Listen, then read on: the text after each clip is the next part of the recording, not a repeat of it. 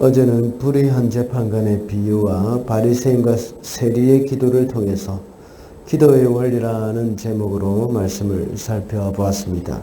우리는 기도로 우리의 믿음을 지켜야 하고 또 겸손한 마음으로 기도해야 한다고 했습니다. 오늘 본문에서는 예수께서 어린 아이들을 통해서 하나님의 나라를 가르치는 장면이 나옵니다.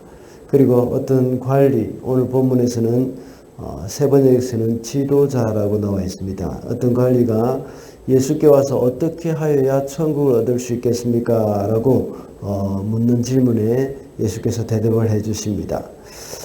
이 사건들을 통해서 오늘은 이 천국을 얻을 자라는 제목으로 말씀을 살펴보고자 합니다. 첫째로 천국을 얻을 자는 천국을 받아들이는 자입니다. 17절입니다. 내가 진정으로 너희에게 말한다. 누구든지 어린이와 같이 하나님의 나라를 받아들이지 않는 사람은 거기에 들어가지 못할 것이다. 사람들이 자기 아이들을 데리고 와서 예수께 만져주심을 바랬습니다. 그럴 때에 제자들이 이를 꾸짖었습니다. 바쁘신 예수님께 아이들을 데리고 와서 번거롭게 한다는 이유일 것입니다.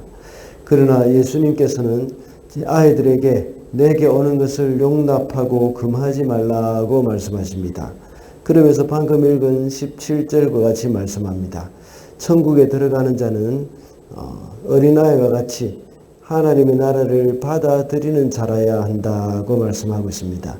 이 말씀을 가지고 어린아이의 특성에 대해서 많이 설명을 할 수 있습니다. 그러나 여기서 중요한 것은 어린아이의 특성이 하나님의 나라를 받아들인다는 것입니다. 어린아이와 같이 하나님의 나라를 받아들이는 자가 바로 천국을 얻을 자라는 것을 말씀하고 있습니다. 누군가가 일방적으로 뭔가 줄 때에 그것을 취하는 것을 가리킵니다. 다르게 표현을 하자면 누군가가 선물을 주면 손을 내밀어서 그것을 받는 것, 그것을 가리켜 받아들인다는 표현을 하는 것이죠. 그러므로 하나님이 천국을 주실 때에 그것을 어린아이와 같이 취하라는 것입니다. 어린아이와 같이 깊은 신뢰를 가지고 그것을 적극적으로 취하는 자만이 하나님의 나라를 받을 수 있다는 말씀입니다. 어린아이들은 무슨 말이든지 의심 없이 잘 받아들입니다. 그러나 반대로 어른들은 어떻습니까? 여러 가지 생각해보고 계산을 해보고 또 자신의 판단에 따라서 받아들일 것은 받아들이고 거절할 것은 거절합니다. 또 여러 가지 선입견과 편견 이것 때문에 또 아무리 잘 이렇게 좋은 것들을 준다고 하더라도 그것을 받아들이지 않는 사람들이 참 많습니다. 어른들 중에서 그렇다는 것입니다. 누가복음 14장에 보면 우리가 이미 살펴봤죠. 천국 잔치를 준비해 놓고 초청을 하는데 어떤 사람은 밭을 샀기 때문에 또는 어떤 사람은 소를 샀기 때문에 또 어떤 사람은 장가를 갔기 때문에 다 거절을 합니다. 그러나 어린아이와 같은 사람들은 그 초청을 받아들이게 된다는 것입니다. 어떤 사람이 그 초청을 받아들입니까? 가난한 사람들, 지체장애자들, 또 눈이 먼 사람들, 다리를 저는 사람들, 이런 사람들이 초청을 받아들여서 다 왔습니다. 잔치에 참여했습니다. 이와 같이 하나님의 나라에 합당한 사람은 주님이 우리를 위해서 행하신 그 구원을 믿음으로 받아들인다는 것입니다. 둘째로 천국을 얻을 자는 자신의 부족함을 아는 사람입니다. 22절입니다. 예수께서 이 말을 들으시고 그에게 말씀하셨다. 내게는 아직도 한 가지 부족한 것이 있다. 내가 가진 것을 다 팔아서 가난한 사람들에게 나누어 주어라. 그리하면 내가 하늘에서 보화를 차지하게 될 것이다. 그리고 와서 나를 따라라. 어떤 지도자가 예수께 와서 묻습니다. 무엇을 하여야 영생을 얻을 수 있을 것인지 물었습니다. 예수께서는 10계명의 내용을 말씀하시면서 그것을 행하라고 하십니다. 아마 이 말씀을 볼 때 약간 이해가 되지 않을 부분도 있습니다. 우리는 행위로 구원을 얻을 수 없다는 것을 잘 알고 있습니다. 그런데 예수께서는 영생을 얻기 위해서는 계명을 지켜야 한다고 말씀합니다. 그 이유가 무엇일까요? 이 말씀은 예수께서 이 관원의 의도를 알고 계셨기 때문입니다. 관원은 율법적인 구원만을 가지고 있었던 겁니다. 그 율법적인 구원관, 그것이 그 마음속에 가득 차 있었기 때문입니다. 그래서 예수께서는 이 사람에게 스스로를 돌아보게 하면서 율법을 다 지킬 수가 없다는 것을 깨닫게 하기 위한 것입니다. 그리고 그것을 통해서 영생을 얻을 수 없음을 알게 하기 위한 것입니다. 예수께서 언급하신 것은 이웃 사랑에 대한 계명만 언급하셨습니다. 그것만 해도 온전히 지키지 못했다는 것을 인식시켜 주시는 겁니다. 그런데 모든 계명을 온전히 지킨다는 것은 굉장히 불가능한 것이죠. 그러나 이 관원은 자신이 이 계명을 어릴 때부터 다 지켰다고 말하고 있습니다. 스스로 정죄할 것이 없는 그런 의인임을 내세우고 있는 겁니다. 그러나 예수님께서는 한 가지 부족한 것이 있다고 지적해 주십니다.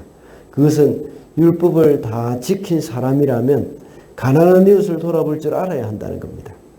그 사실을 지적하고 있습니다. 이렇게 함으로 그 관원은 영생에 부적합한 사람이라는 사실을 깨닫게 하신 것입니다. 이 관원은 겉으로 드러나는 율법을 어려서부터 다 지켰다고 말하지만 그 율법의 정신까지 제대로 깨닫지 못했던 겁니다. 그러므로 율법은 우리 스스로의 부족함을 깨닫게 해서 주님만 의지하게 만드는 역할을 합니다. 우리 성도들은 항상 우리 자신의 부족함을 알아야 합니다. 우리가 아무리 노력을 해도 우리의 노력 가지고는 율법을 온전히 지킬 수 없고 또 우리의 노력으로는 천국에 갈 수 없다는 것을 우리가 알고 있을 것입니다. 그렇다고 해서 우리가 전혀 선행을 하지 않아야 한다는 것은 아니죠. 우리는 예수 믿는 사람으로서 바뀌었다면 우리는 예수 믿는 사람답게 살아야 하는 것, 그것이 바로 하나님이 기뻐하시는 일입니다. 우리가 아무리 선을 행한다고 해도 그 행위로는 구원을 얻을 수 없습니다. 우리는 주님만 의지하며 살아야 하는 겁니다. 그렇다면 이제 주님의 백성으로서는 주님의 말씀을 지키며 사는 것이 바로 주님의 백성답게 사는 것이 되는 것입니다. 마지막으로 천국을 얻을 자는 하나님만 의지하는 자입니다. 26절과 27절입니다. 이 말씀을 들은 사람들이 말하였다. 그렇다면 누가 구원을 얻을 수 있겠습니까? 예수께서 말씀하셨다. 사람은 할 수 없는 일이라도 하나님은 하실 수 있다.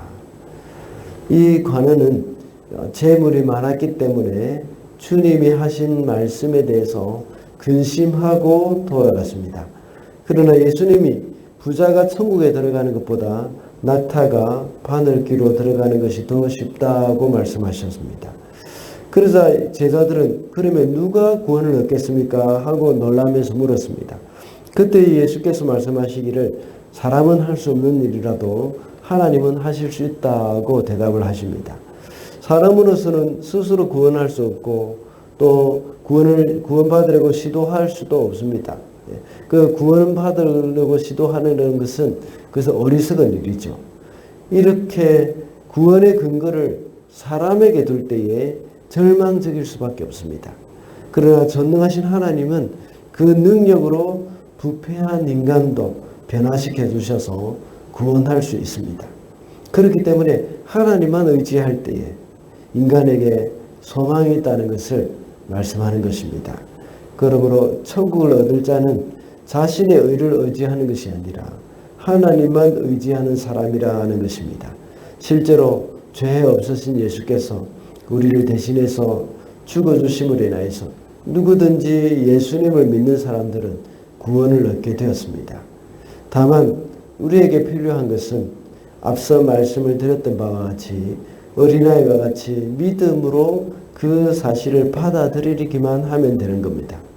선물을 줄 때에 손을 내밀어서 그 선물을 받는다는 것은 그것을 가리켜 의로운 행위라고 말하는 사람은 아무도 없습니다.